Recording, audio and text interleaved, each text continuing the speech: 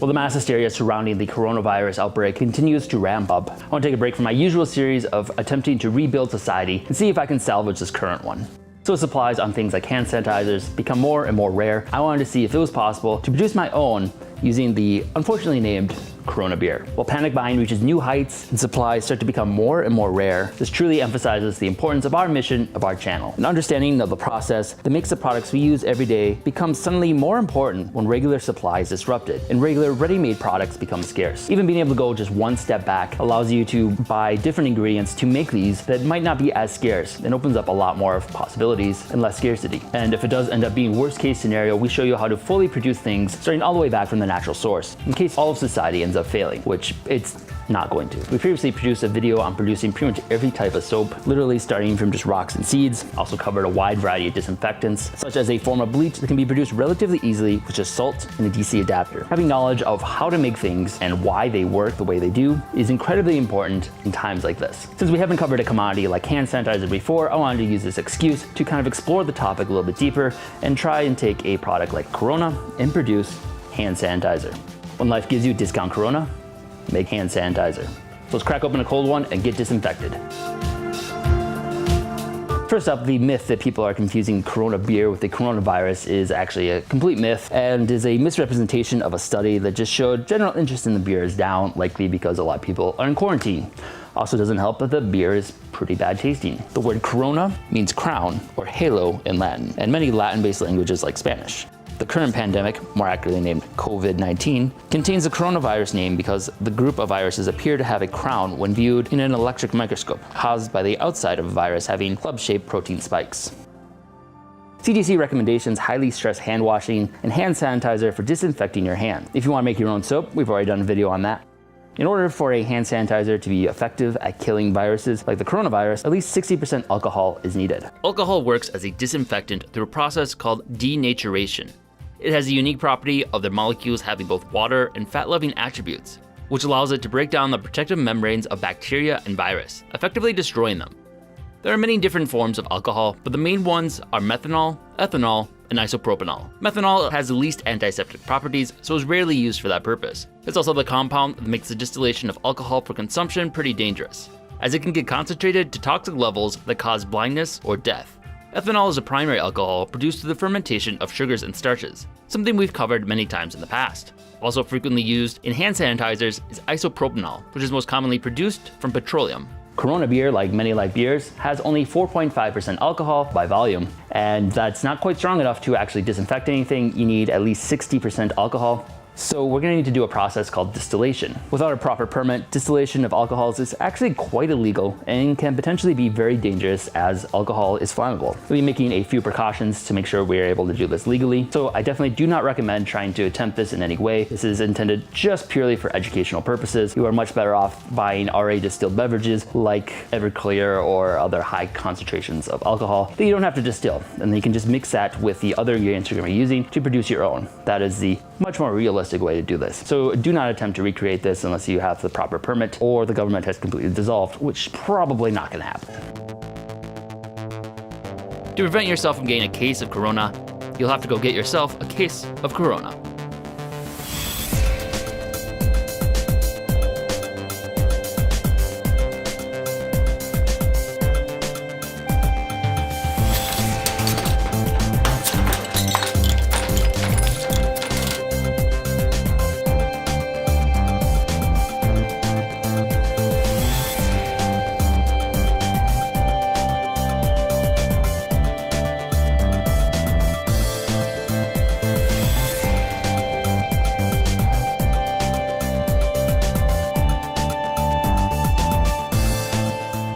Probably the most straightforward way to do a distillation like this is just a basic chemistry kit. We have a boiling flask here inside the mantle that will heat it up to the desired temperature. The alcohol will evaporate first at around 79 degrees Celsius, and then we have the column set up here that will force the evaporate through it, and then we have cold water being cycled through this tube, and that will cause the alcohol to condense and come out this bottom flask. So if we watch the temperature and keep it just below 100 degrees Celsius, we should get pretty much just alcohol. Once it starts to get towards 100 degrees, that means it's starting to evaporate some of the water and we'll get an impure result. And then once you do this once, you want to do it a few times. So not everybody has the advantage of having a full chemistry set back at home. So I want to try and do more of an improvised method using some household items. So one of the ways I'm going to try is using a pot, a bundt pan, and some bowls to try and make a makeshift one, but basically following the same concept. I found it as a method for water distillation, for purifying water, which is also a useful ability to have. In theory, it should work, so let's try it out. All right, so this basically works in the exact same way as the chemistry set, just all vertical. So at the bottom we have the beer in the pot, which is slowly being heated to just the boiling point of alcohol, which will then evaporate and it'll go through the little hole in the bundt pan and collect at the top of the glass bowls on top. And there it'll be trapped until it starts to cool, where it's farther from the heat, and it'll condense on the surface of the bowl, where it'll then roll down the edges and collect in the bundt pan. A little temperature probe in here. So we're just gonna monitor the temperature, make sure it stays below the boiling point of water. We should get relatively pure ethanol. Overall, this isn't the most efficient method, as there's a lot of leakage through the cracks where some of the alcohol vapors will escape, but it should do pretty well for a makeshift distiller. And we should get a relatively pure ethanol in the bundt pan. Carefully monitored this and checked once it started to reach the boiling point of water, took it off at that point, and the end result was actually pretty good. It still has a fair amount of water in it, so running it through a few more times to really distill it down would be ideal. But in case you don't have a bundt pan like this, I'd try using some other kitchen household items and like a teapot and see if we can rig something else up, a different method. Thanks, Kate. Maybe want some beer? So then for another option to try to distill it, we have a teapot here. Just gonna tape a tubing onto the end of it, and then inside of it should collect the ethanol vapors as they evaporate. We'll go through the tube and then probably put some ice around it to help it cool. Then at the end should come liquid ethanol.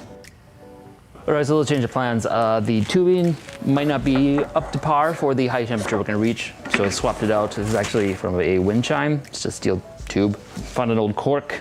Just gonna shove that in, drill the hole in it, or then I'll wrap the whole thing in duct tape and hopefully seal any potential holes. And then a pack of ice cubes to put on the tube to help chill it, and then it should condense at the other end of the tube. Let's put the beer in and give it a shot.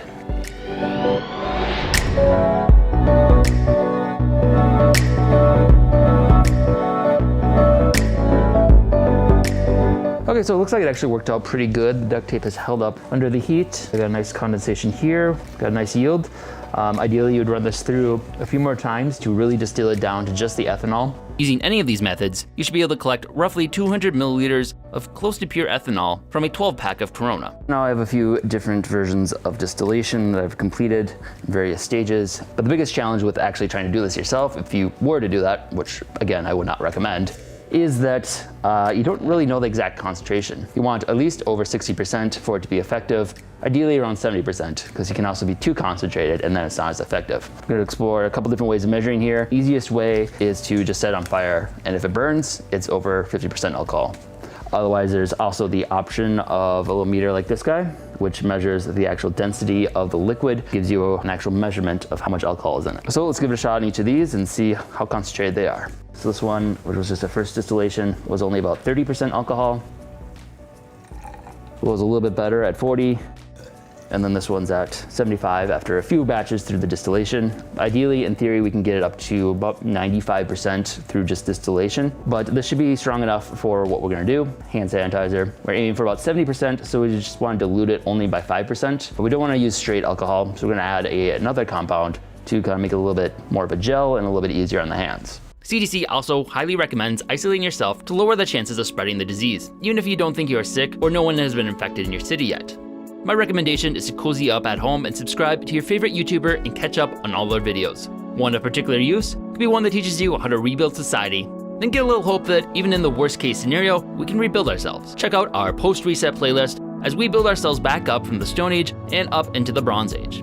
In fact, we are actually reaching the first recorded evidence of distillation at around 3000 BCE, which was actually the original inspiration for this video. So we'll be covering the production of our own distilled beverages using only the technology and tools from the Bronze Age. So be sure to subscribe and check out all of that. While the majority of the world is currently quarantined and practicing social distancing, we wanted to do a live stream next Monday evening to help provide some extra content and entertainment during these unprecedented times.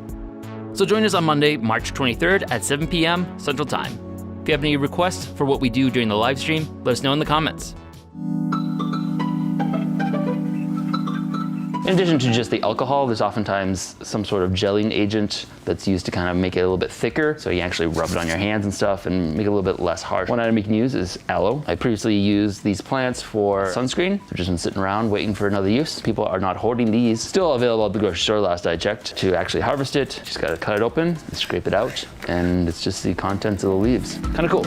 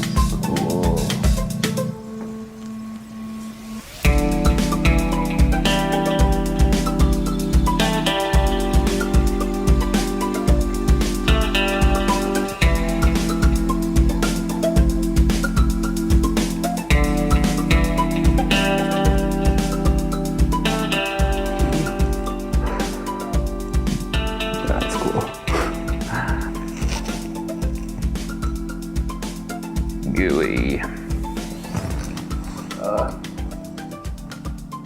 Plant boogers. Gooey. First we have our ethanol, we have our aloe, and I'm just gonna throw in a lime just to add a little bit of scent and flavor to, not flavor, do not drink this, scent, so you don't smell like an alcoholic. Make it a little bit more pleasant. And then I'm gonna mix them all together. I'm gonna do it at exact ratio so we can stay above the 70% alcohol, so it can still be an effective disinfectant. So we got about 179 grams of ethanol, roughly 75% alcohol. And then we have some aloe, so add maybe 9 grams, and just a little bit of lime, and we'll make a mixed drink that you do not drink. Just a hint of lime.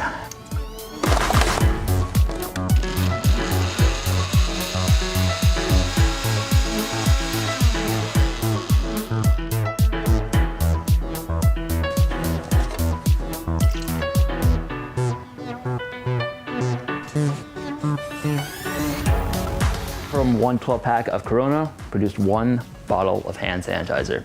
And in most situations, this is a very ineffective and expensive way to do it. But with the shortages, actually could be cheaper. I mean, a 12-pack hand sanitizer has been going for up to like $65, $75, $85. So in this unique situation we are in right now, this is actually a cheaper way to produce it.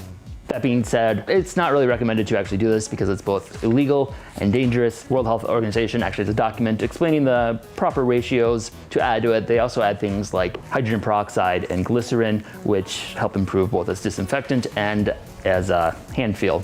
Could have added glycerin. It is something I have made in the past during our soap video, but opted not to because we had the aloe. Give me a paper towel. So we got one made, hypothetically, in fact, possible to do. I hope you guys enjoyed this. At this point, we've all heard a lot about this virus. It's had a very large impact on our lives. So this is probably gonna be the only video we do that's directly relevant to the actual coronavirus outbreak. At this point, we're all kind of probably getting a little tired of all the coronavirus. It's like the only thing you can talk about. So moving forward, going back to our main series, highly recommend you subscribe and check them out. It's a great thing to watch while you're self-quarantine. And we're just gonna keep on producing videos for as long as we can. Hopefully everybody can enjoy this. Stay calm, wash your hands, and thanks for watching.